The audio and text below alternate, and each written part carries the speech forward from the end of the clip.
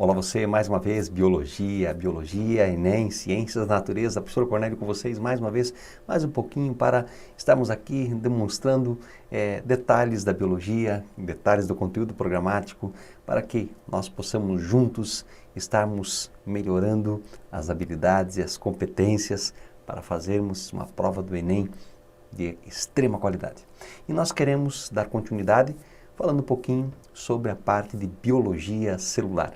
Nós comentamos já nas aulas anteriores sobre aspectos dos tipos de células procariotas e eucariotas. Falamos da mesma maneira sobre alguns detalhes importantes sobre a parte externa que reveste a célula, que é a membrana plasmática. Eu gostaria de retomar com vocês o seguinte aspecto. Quando comentamos sobre a membrana plasmática, nós comentamos sobre as funções delas e falamos que a membrana plasmática ela está presente em todas as células. E falamos de modo bem especial sobre o transporte. Gostaria de enfatizar que o transporte através de membrana é um tipo de conteúdo que você tem que ficar bem atento, especialmente quando se trata de transporte passivo, osmose e difusão. Da mesma maneira, transporte ativo, bomba de sódio e potássio, que nós vamos retomar nas nossas aulas, e ficar bem atento na conceituação de osmose e difusão, que são conceitos importantes que estão interligados em outros conteúdos e, portanto, vale a pena a gente retomar. Mas hoje, para darmos continuidade, vamos estar falando sobre o citoplasma da célula. Então, gostaria que você acompanhasse conosco agora um pouquinho, falando um pouquinho mais de biologia celular. O citoplasma celular. O citoplasma da célula. O citoplasma ele é composto pelo hialoplasma, o hialoplasma ou citosol, que é aquele fluido, aquela massa gelatinosa, onde estão mergulhados os organoides citoplasmáticos. Então, se nós pensarmos numa célula assim, nós vamos ter, obviamente, externamente uma membrana plasmática e vamos ter na parte interna aqui uma região chamada citoplasma. Então, o citoplasma é essa região. Então, o citoplasma é composto por essa região dentro dessa célula delimitada pela membrana. E dentro do citoplasma nós vamos ter o quê? Nós vamos ter o hialoplasma. O hialoplasma que é aquela substância que é o citosol, fluida, gelatinosa, onde estão mergulhadas todas as partes da célula, como o próprio núcleo, os organoides e assim por diante. Da mesma maneira, nesse citoplasma existe um citoesqueleto. Esse citoesqueleto vai garantir a forma. O citoesqueleto ele é formado por microfilamentos de actina. Vamos ter os microtúbulos e os filamentos intermediários. Então é como se fossem escoras que vão dar uma forma à célula. Então, se nós olharmos em microscopia eletrônica essa célula, nós teríamos aqui filamentos, mais ou menos assim, que vão dar essa forma característica à célula. Então, dentro do citoplasma, vamos ter o hialoplasma, que é a parte fluida, e vamos ter o citoesqueleto, que na verdade são estruturas, escoras, que vão dar a forma, vão permitir o movimento das células, formadas por microfilamentos, microtúbulos e filamentos intermediários. Aqui nós temos, nesta imagem, um exemplo clássico do citoesqueleto. Então, nós temos aqui o citoplasma, aqui nós vamos ter os microfilamentos, ó. Então, a presença dos microfilamentos, ok? Vamos ter aqui filamentos intermediários, um pouco mais espessos, né? E vamos ter aqui os microtúbulos. Você observa que eles são um pouquinho mais espessos ainda. Então, nós temos microfilamentos, filamentos intermediários e microtúbulos que vão, entre outras coisas, ancorar esta membrana, dando formato à célula. Claro, tem inúmeras outras funções associadas, ok? Você observa claramente nessa imagem a relação que existe desse citoesqueleto com as organelas celulares. Por exemplo, microtúbulos vão estar associados à formação de cílios e flagelos. Da mesma maneira, nós vamos ter aqui a formação dos centríolos. Então, nós vamos ter uma relação bem interessante também desse citoesqueleto com a formação de algumas estruturas presentes dentro dessa célula, ok? Agora, quando nós analisamos a estrutura de uma célula, nesse caso aqui de uma célula animal, essa célula, obviamente que externamente, nós vamos ter aqui uma membrana plasmática. Mas dentro do citoplasma existe uma série de organelas e organoides importantes. Óbvio, aqui nós temos a carioteca, que delimita o núcleo. E vamos ter aqui uma região que é o nucleolo. Posteriormente, nós vamos analisar o núcleo com detalhes com vocês. Agora, temos uma série de organoides importantes. Por exemplo, aqui nós temos um retículo endoplasmático rugoso. Ó. Esse retículo endoplasmático rugoso, ele é rugoso porque estão associados a ele os ribossomos, aquelas organelas ligadas à síntese proteica que toda célula deve ter. Temos também, ó, aqui estão os microtúbulos que nós comentamos há pouco, que fazem parte do citoesqueleto. Lembrando que citoesqueleto só está presente em células eucariotas. Tá? Em célula procariota não existe citoesqueleto. Então, célula de bactéria, cianobactéria, não tem citoesqueleto. Aqui nós temos os ribossomos, que são responsáveis pela síntese proteica. Aqui nós vamos ter uma estrutura chamada lisossomo. Os lisossomos estão associados ao processo de digestão intracelular. Aqui nós vamos ter também os vacúolos, vacúolo de suco celular, que está ligado basicamente ao processo de controle osmótico, então a osmorregulação. Temos uma organela muito importante aqui, que são as mitocôndrias, responsáveis pelo processo de respiração celular aeróbica. Vamos ter também aqui uma estrutura conhecida por aparelho ou complexo aparato de Golgi ou Golgiense. Tá? Então vamos ter as vesículas de Golgi aqui associadas. Então complexo Golgiense.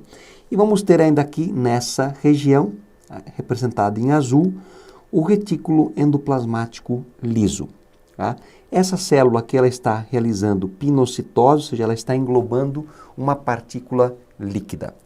Então nós vamos agora analisar o quê? Cada uma dessas organelas aqui, então é importante você saber identificar. Quando você olha para uma célula dessas, pode ser que se aponta uma seta para uma determinada organela e é importante você saber identificar o formato dessa organela para poder, obviamente, relacionar a função e assim por diante. Então fique atento, você tem que saber mais ou menos a forma dessa organela. Tá? Então vamos lá. Se nós olharmos aqui, ó, numa célula vegetal e numa célula animal, nós temos algumas coisas características de cada uma delas. Então, por exemplo, qual é a reserva vegetal?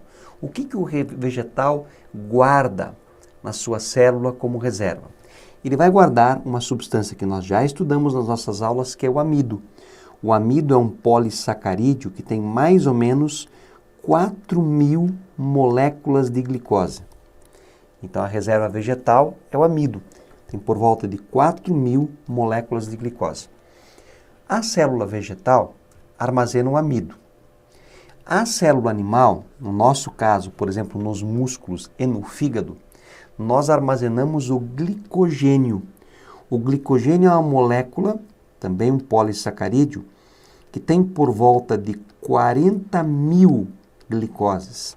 Portanto, é uma molécula muito grande.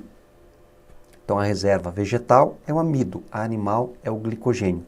Glicogênio também é armazenado por fungos, não somente por animais, ok? Outra coisa interessante, a parede celular.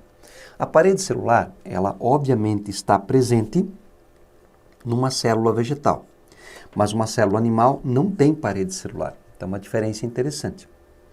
Outra coisa, os plasmodesmos. O que são plasmodesmos? São pontes de comunicação. Uma célula vegetal, ela vai ter plasmodesmos. Animal, ela não tem plasmodesmos. Os vacúolos. Os vacúolos, na verdade, nós temos tipos de vacúolos. Então, os vacúolos nos vegetais, se a gente recordar com você aqui uma célula vegetal, nós vimos na aula anterior de membrana plasmática, eu falei de osmose. Eu falei de uma célula vegetal que tinha um vacúolo enorme. E aqui nós temos lá o núcleo. Então, o vacúolo de suco celular, que controla a questão da osmorregulação, ele é muito grande numa célula vegetal. As células animais também têm vacúolo. Então, nós vamos ter os vacúolos, né, relacionados ao... Tem vários tipos de vacúolos, vacúolos digestivos, nós vamos ter, por exemplo, em organismos como protozoários, né, que obviamente não são animais, vacúolos pulsáteis ou contráteis. Então, os vacúolos nas células animais são menores. Como nós vimos na imagem aqui, ó, então nós temos um vacúolo aqui, ó, muito pequeno, né, comparado ao que nós vamos ter numa célula vegetal. Ok? Outra coisa interessante é os cloroplastos. Cloroplastos, obviamente, organelas ligados à fotossíntese. Quem faz fotossíntese? Somente células vegetais. Então, nos vegetais, nós vamos ter cloroplastos presentes. Na verdade, as algas chamadas azuis, as cianobactérias, também fazem fotossíntese, mas não tem cloroplasto. Cloroplasto é uma estrutura presente em célula vegetal e, obviamente, ausente em células animais. Outro processo, outro item, complexo de Golgi ou Golgiense. Tá? Vesículas isoladas em células vegetais e vesículas empilhadas em células animais. Então, mais ou menos assim, ó, o empilhamento dessas vesículas dos dictiossomos, tá? Numa célula animal. Tá? Os peroxissomos são estruturas relacionadas à degradação de água oxigenada através de uma enzima chamada catalase, porque a água oxigenada é muito tóxica. Essa estrutura não está presente, ela está presente em células vegetais e também está presente em células animais. E os centríolos, os centríolos com estruturas ligadas ao processo de divisão celular, os centríolos estão presentes em vegetais somente inferiores e ausentes na maioria. Então, vou colocar aqui ausentes na maioria, só nos vegetais inferiores que estão presentes. E os centríolos estão presentes nas células animais. Tá? Então, a maioria dos vegetais não tem centríolo. Então, aqui nós temos uma pequena comparação. Isso é típico. Então, se alguém fala, olha, compare uma célula vegetal com animal, o que a vegetal tem que animal não tem e vice-versa. Então, essa tabela é de suma importância, vale a pena você ficar atento. E, claro, saber essa comparação e saber identificar essa organela. Porque às vezes aparece uma célula e você tem que indicar quais seriam as diferenças. E, obviamente, saber as funções também é de muita importância. Vamos lá? Aqui nós vamos ter, então, essa comparação muito importante entre célula animal e vegetal. Se você olhar à esquerda, você tem uma célula animal e à direita uma célula vegetal. Então, olha só. Nós vamos ter aqui, os ribossomos, uma célula animal tem. Obviamente que uma célula vegetal também vai ter, porque ribossomo toda célula precisa apresentar. A membrana plasmática, a célula animal tem, a célula vegetal também tem que ter. Por quê? Porque é um outro item que toda célula tem que apresentar. Tá? O núcleo, uma célula animal tem, né? Uma célula vegetal também vai ter. Tá? Por quê? Porque ambos são células eucariotas e têm núcleo definido, delimitado por uma carioteca. Tá? O citoplasma presente numa célula animal, numa célula vegetal, também tem. Agora, mitocôndrias, uma outra organela, uma célula animal, tem. A célula vegetal também tem. Então, quais seriam algumas diferenças significativas? Uma delas está aqui. Ó. Célula vegetal tem cloroplastos, que animal não tem. Célula vegetal tem o vacúolo de suco celular. No caso, da célula animal existem outros tipos de vacúolos, não de suco celular. E vamos ter parede celular, a parede celular que é formada por celulose. Tá? Parede celular por celulose. Então, nós vamos ter aqui, obviamente, uma comparaçãozinha interessante. Uma coisa que nós citamos antes também, que a célula vegetal apresenta, são plasmodesmos. Os plasmodesmos são pontes, tá? De comunicação que existem e somente células vegetais apresentarão plasmodesmos. Aqui nós destacamos as principais funções, só para revisarmos com vocês as organelas e suas funções. Então, por exemplo, o núcleo. Como o núcleo tem o DNA, que vai formar o RNA, claro, também o núcleo vai ter proteínas, etc., o núcleo tem por função controlar toda a expressão genética. Direta ou indiretamente, o DNA tem a receita de tudo. Portanto, ele controla tudo. O retículo. O retículo endoplasmático rugoso. Gente, ele é rugoso. Por quê? Essas vesículas todas que nós vamos encontrar aqui, então os retículos muito amplos dentro de uma célula, tá? Eles podem vir assim, ó, cheio de pequenas bolinhas associadas. Essas pequenas bolinhas que vêm associadas, nós vamos chamar de ribossomos. Quando ele vem associado aos ribossomos, obviamente que a principal função do retículo endoplasmático rugoso passa a ser a produção de proteínas. Só que interessante, ribossomos livres, eles produzem proteínas para utilização interna. Ribossomos associados ao retículo rugoso produzem proteínas para exportação. Então, o retículo rugoso também tem a função de transporte. Tá? O complexo golgiense. A secreção celular é uma das principais funções, assim como a produção dos lisossomos, assim como a formação do acrosoma. Acrosoma, lembrem do espermatozoide. O espermatozoide, ele vai ter na cabeça uma espécie de um pequeno capacete. Esse capacete é o acrosoma. O acrosoma carrega dentro uma enzima produzida pelo retículo endoplasmático rugoso chamada hialuronidase. Essa enzima facilita a entrada do espermatozoide na estrutura chamada ovócito secundário. Quem forma o acrosoma? O complexo golgiense. Quem forma a enzima que está lá dentro? O retículo endoplasmático rugoso. Tá? Da mesma maneira, durante o processo de divisão celular, a divisão celular vegetal, tá? Ela é diferente da animal. O animal ocorre de fora para dentro. Ela é centrípeta. E de um vegetal ela é centrífuga, é de dentro para fora. Então, a formação de uma lamela média, essa lamela média é formada por pectatos de cálcio e magnésio.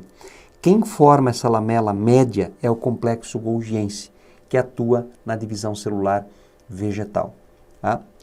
Outra organela que nós vamos avaliar com muito carinho, as mitocôndrias. As mitocôndrias estão ligadas à respiração, obviamente, celular, e, portanto, a produção do trifosfato de adenosina, o ATP, ou seja, a nossa cápsula energética. Tá? Então, a mitocôndria está ligada ao processo de respiração celular. Tá? O retículo endoplasmático liso, então você vai ter uma série de vesículas que não têm ribossomos associados.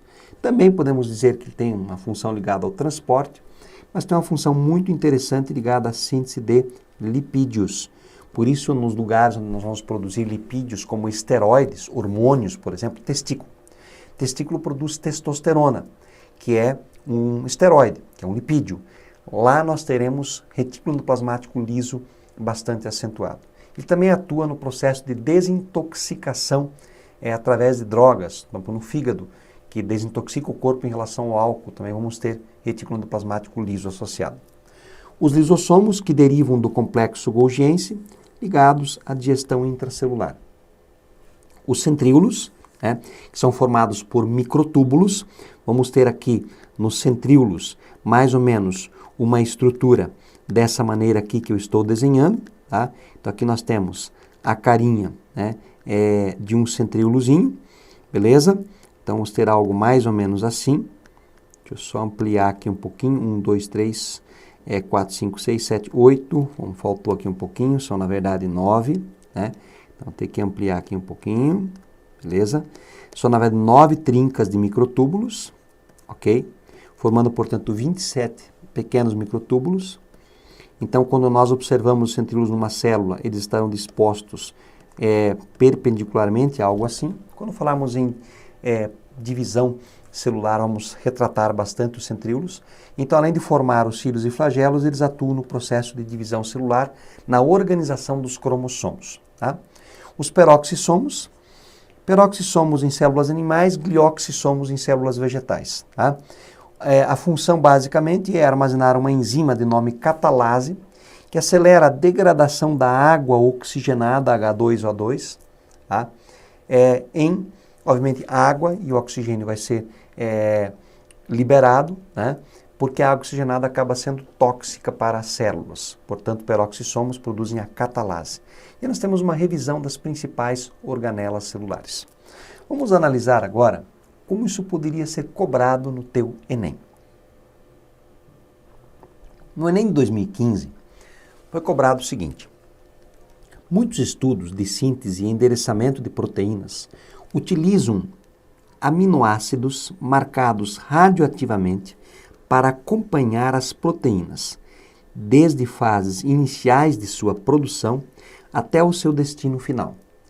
Esses ensaios foram muito empregados para o estudo e caracterização de células secretoras. Gente, olha que interessante, nós comentamos com vocês que a sequência da produção de uma proteína é assim: o DNA forma os RNAs que formam as proteínas. Numa célula eucariota, nós vamos ter o processo de formação do RNA, ou seja, a transcrição, acontecendo no núcleo. E o processo de tradução, que é a formação de proteínas, no citoplasma. Então ele falou o seguinte: para você identificar a formação dessa proteína, a proteína é formada por quê? Por uma estrutura chamada aminoácidos. Então eles marcaram radioativamente os aminoácidos para acompanhar a formação das proteínas desde a fase inicial de produção até o destino final. Então a gente vai analisar com vocês aqui o seguinte: qual é o trajeto, né, que esse aminoácido vai ter até ser liberado pela célula, até essa proteína ser secretada. Ok? Então, gente, a sequência sempre vai ser assim, fiquem atentos que isso é uma questão clássica. Então, imagina que eu tenho aqui o núcleo de uma célula. Associada ao núcleo, nós vamos ter uma estrutura, tá, mais ou menos assim, cheia de pequenas pelotinhas, que é o retículo endoplasmático rugoso. Então, aqui no núcleo estava o DNA. Com esse DNA foram formados os RNAs. Obviamente, foram passados para o citoplasma. O retículo endoplasmático rugoso está cheio de ribossomos. O retículo rugoso, ele fez o quê? Ele produziu as proteínas. Essas proteínas, elas foram enviadas para uma estrutura que é o complexo golgiense. Então, aqui nós vamos ter uma estrutura que é o complexo golgiense. Posteriormente, o complexo golgiense formou vesículas secretoras, tá? Então, aqui as vesículas secretoras e a substância, no caso, as proteínas, imagine aqui a membrana plasmática, tá? Elas serão enviadas para fora através dessas vesículas secretoras. Então, o trajeto dessa proteína vai ser retículo rugoso, complexo golgiense, vesículas secretoras. Beleza? Então, olha só. Após esses ensaios de radioatividade, qual gráfico representa a evolução temporal da produção de proteínas e sua localização em uma célula secretora? Ok? Então, vamos lá. Nós temos aqui o retículo rugoso, o complexo golgiense e a vesícula de secreção. Então, nós temos aqui a radioatividade, vamos ter aqui o tempo. Então, nós vamos ter aqui o retículo endoplasmático. Aqui, ó, a quantidade de proteína radioativa era pequena. No complexo golgiense, muito pequena. E na vesícula secretora era grande. Será que já começa na vesícula secretora com grande quantidade? Lembra que a sequência é retículo endoplasmático rugoso, complexo golgiense e aí vesícula secretora. Então, tem que começar com muito aqui uma quantidade menor e aqui menor ainda.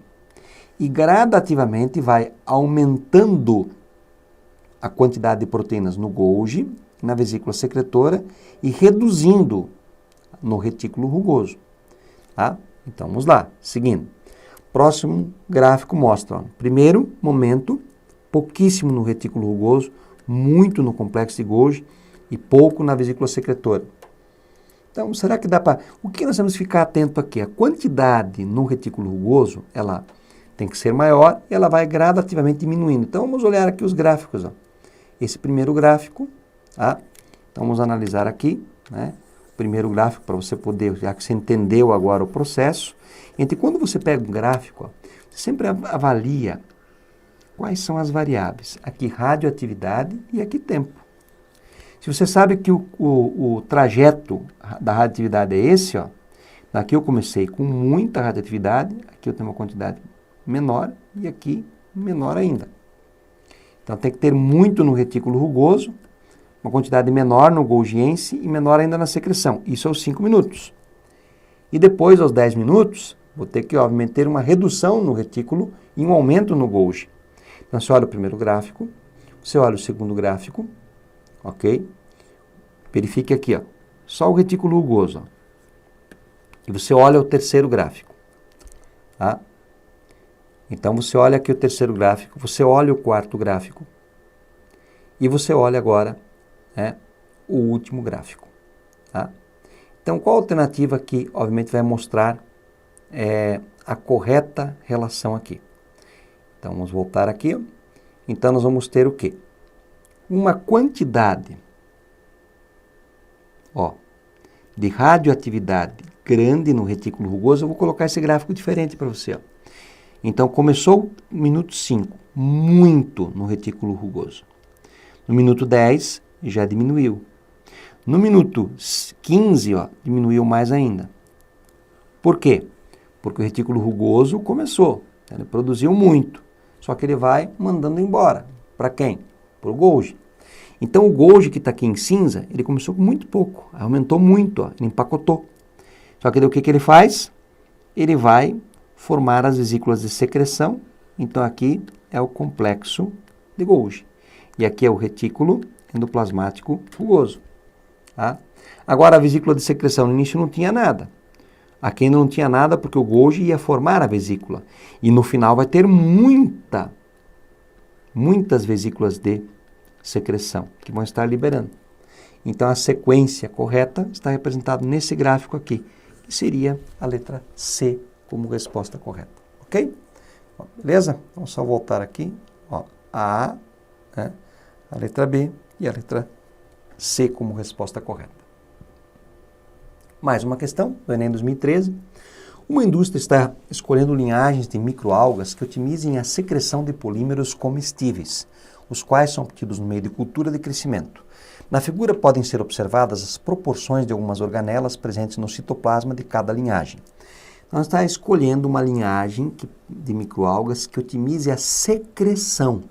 Tem que secretar, quem que secreta? Vesículas secretoras, que vem da onde? Do complexo Golgiense. Então vamos dar uma olhada aqui. Ó. Nós vamos ter aqui o perfil celular da linhagem. Ó, a quantidade de organelas. Aqui nós vamos ter as linhagens representadas. Linhagem 1, linhagem 2, linhagem 3, linhagem 4 e linhagem 5. E aqui nós vamos ter o quê? O núcleo, o retículo endoplasmático, o complexo Golgiense e as mitocôndrias. Então, nós vamos ter que ter o quê? Ele quer o quê? Se nós voltarmos, ó. Uma indústria está escolhendo uma linhagem de microalgas que otimize a secreção de polímeros comestíveis, os quais são obtidos por meio de cultura de crescimento. Na figura podem ser observadas as proporções de algumas organelas presentes no citoplasma de cada linhagem. E então, ela vai produzir alguma coisa para secretar. Tem que ter o quê? O retículo endoplasmático rugoso, tem que ter o complexo de Golgi, o Golgiense, as vesículas de secreção. Tá? Mitocôndrias vão garantir energia. Como ela vai estar trabalhando, é interessante também ter uma quantidade boa de energia. Aqui nós vamos ter, nesse gráfico, entenda que a proporção, olhe bem as cores. Então, a linhagem 1. Então, você tem aqui, ó, linhagem 1.